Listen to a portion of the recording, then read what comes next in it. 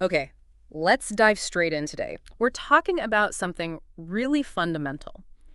How strategy actually, well, gets done. Right. Forget the high-level theories for a sec. We want to look at this role, the strategy coordinator. The person who actually makes the big ideas happen. Yeah, the one on the ground. And a huge part of that, maybe the foundational part, is research. Exactly, research. Because you can have the best plan in the world, but Yeah. if you don't understand the reality, the context, it's probably not going anywhere. It's unlikely to succeed, yeah. Yeah. And what's really interesting, I think, is that our source material today connects this to, to ancient wisdom. It looks at the figure of Nehemiah from the Bible. Nehemiah. Okay, yeah. That name will probably ring a bell for a lot of people. Mhm. So the source is holding him up as an early example, like a kind of prototype strategy coordinator. That's basically the idea. It might seem a bit unexpected at first, biblical figure and modern strategy. Sure. But if you think about what coordination involves, planning, focus, assessing the situation, and then look at Nehemiah's story, the source invites you to do just that. Okay, so what does it point to specifically? Well, it gives a clear example. Nehemiah had a really sharp focus. The text says he was sent to rebuild the wall of Jerusalem. That specific mission. Right, that clarity of purpose, that's definitely key in any strategy. Absolutely. But it wasn't just knowing the what. The source suggests that studying Nehemiah shows broader principles. Like, remember when he first arrived and secretly went out at night to check the walls? Ah, yeah, to see the damage for himself. That's research. That's groundwork, understanding the actual situation before you jump into action. Okay, that makes sense. So drawing from that kind of historical example, we then move towards the practical output of this coordination work, which the source calls a comprehensive master plan. Exactly. A master plan. And it's not just a vague document. According to the source, it's quite structured, built around six key strategic categories. 6 categories. Okay, what are they? Research is the first one, which we're focusing on. Then there's prayer, partnerships, platforms, evangelism and discipleship, and church planting. It's presented as a very interconnected framework. Interesting. So it's holistic. It's not just one thing. Precisely. All these different elements need to work together, but for this deep dive, yeah, we're really zooming in on that first pillar, research. And the source emphasizes that everything, all the activity in those 6 areas, it's all driving towards something called the Endvision. The Endvision, which is described as essentially the complete evangelization of a specific people group, primarily through establishing, reproducing indigenous churches, self-sustaining communities of faith. So research isn't just step 1 you tick off a list. It's framed as the foundation the whole plan rests on. That's definitely the sense you get. And the source doesn't just say do research. It actually lays out a very systematic way to build that research component. A system, okay. Not just random fact-finding. What does that look like? Well, it starts, logically enough, with defining that end vision statement really clearly. That's your North Star, right? It guides all the research. Okay, so know where you're ultimately going first. Exactly. Then, from that, you establish specific, measurable goals for your research. Then you identify the resources you'll need. Right. Then, and this is crucial, I think, you anticipate the obstacles. But you don't just list problems. You proactively think about how to turn those obstacles into opportunities. Oh, I like that. Turning problems into possibilities. Yeah, it's a very proactive mindset. After that, you develop detailed action plans, the actual steps, and finally, you create evaluative processes to check if you're hitting your goals. Wow, okay. That is systematic. It feels like it forces you to be thorough, to not overlook things. That seems to be the intention, yeah, to avoid gaps. So let's dig into those goals a bit more. The source gives examples, right?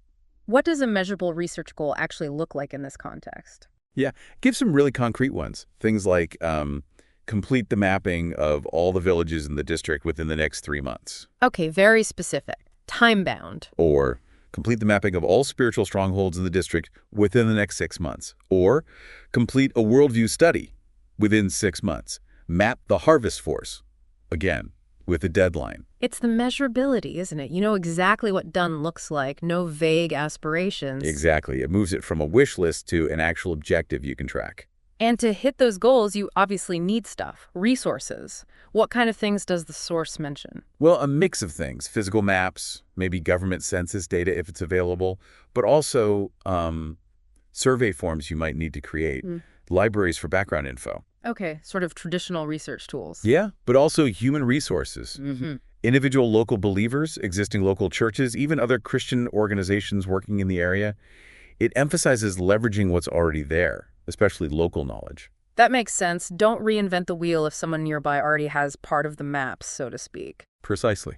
And that links nicely into that idea of turning obstacles into opportunities. Right, you mentioned that proactive approach. Can you give an example from the source? How does that work practically? Sure. So one example obstacle is finding maps that list all the villages might be difficult.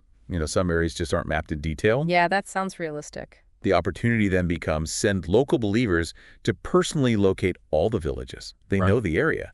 So the lack of a map becomes a chance to engage local people and gather firsthand data. Ah, okay. Resourcefulness. Yeah. Turning a lack of data into an active data gathering exercise. Exactly. Another one, obstacle. No one has been trained to gather information about the worldview. That's a skills gap. Right. Opportunity. Recruit and train local believers to help in this effort.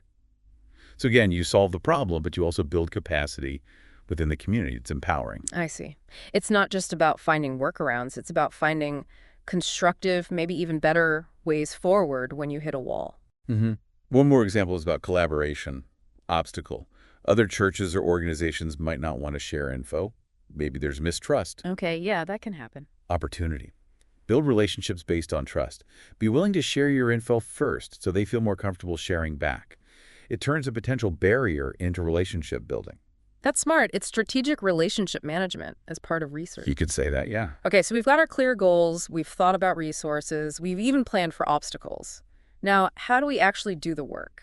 This is where the action plans come in. Yes, the action plans are the step-by-step. The source gets quite granular here. Like really specific. Yeah.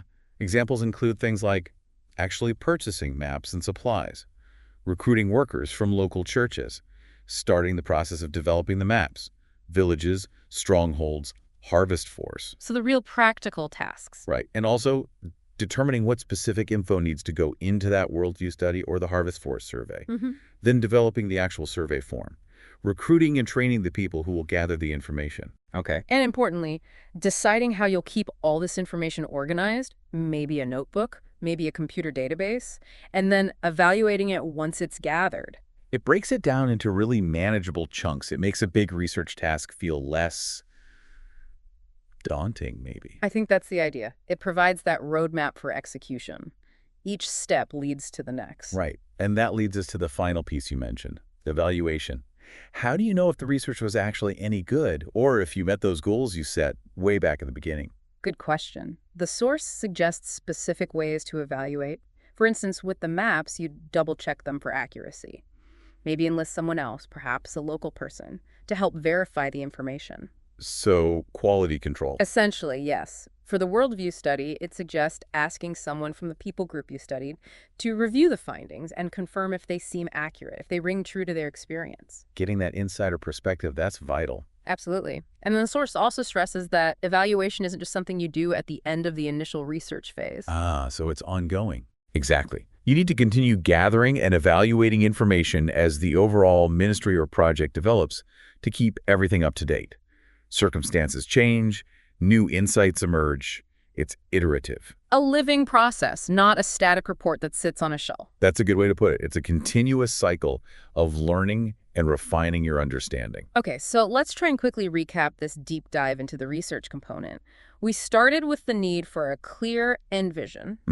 Your ultimate destination. Then setting measurable, specific goals for your research, like mapping villages by a certain date. Right. Tangible targets. Then identifying all the resources you'll need, maps, data, people, local knowledge. Leveraging everything available. And proactively looking at potential obstacles, but framing them as opportunities for resourcefulness or capacity building. Yeah, proactive mindset, yeah. Then breaking it all down into detailed step-by-step action plans. The how-to guide. And finally, building in evaluative processes to check accuracy and ensure the research stays relevant over time. That ongoing quality check and update cycle. It really paints a picture of research as this incredibly active foundational process. It does. It shows that thorough research isn't just about collecting facts for the sake of it.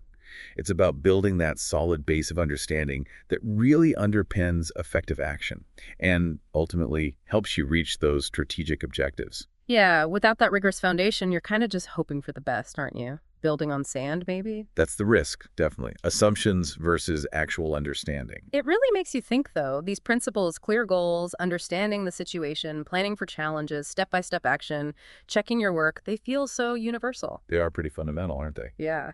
So the final thought for you listening might be, how could these ideas apply beyond this specific context?